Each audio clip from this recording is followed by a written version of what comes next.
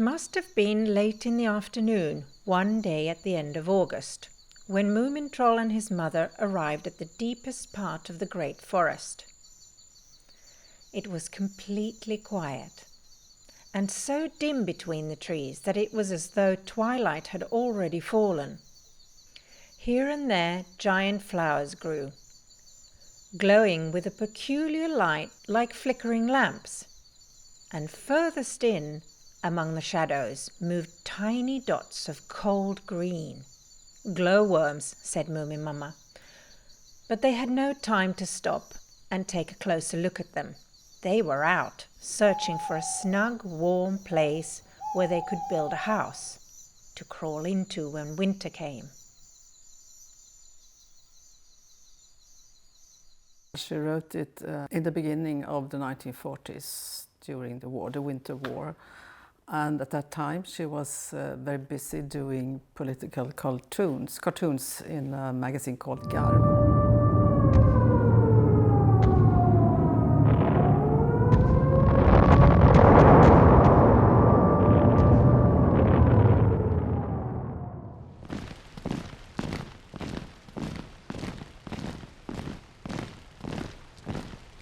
And in Garm she used a sort of double signature named Tove, and then she created a little figure that she called Snork.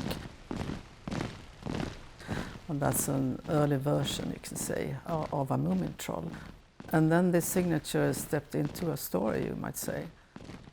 There's homelessness, and there's a threat of annihilation, also the catastrophe, of course, the Great Flood. There are refugees in this story, so you can see how the war, I think, have influenced her.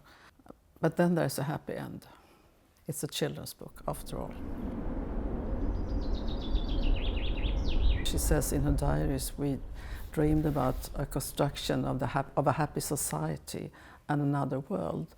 And perhaps you might say that the Moomin world is a form of realization of this dream.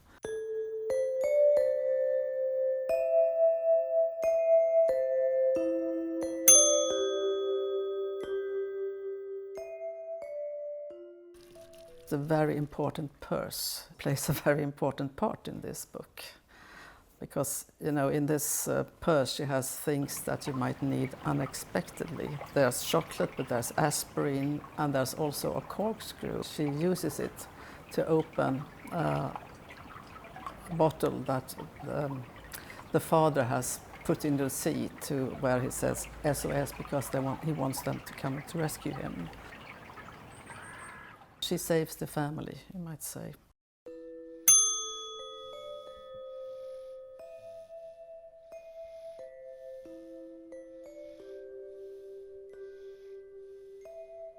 In the beginning it's a mother and her son, and then they meet a little animal, it's Sniff, and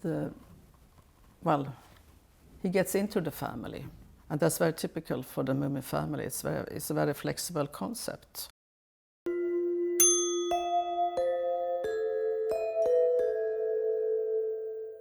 And also, you must care for others. There's a scene in this book where Moomin Mama and Moomin Troll, they're saving a cat and her kittens. And that's very important to them, because it's a mother like herself. The thing that was lurching towards them was an upholstered armchair. Sometimes it got caught in the treetops that stuck up out of the water, but was pulled free by the current and went drifting on.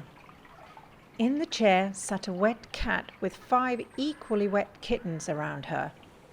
"Poor mother!" cried Moomin Mama, and she jumped out into the water all the way up to her waist. "Hold on to me and I'll try to catch them with my tail." This story is about a family who is divided and is trying to get together again. And they have no home, and they're trying to find somewhere to live. And that's a story you can read about every day, all the time. So it's timeless.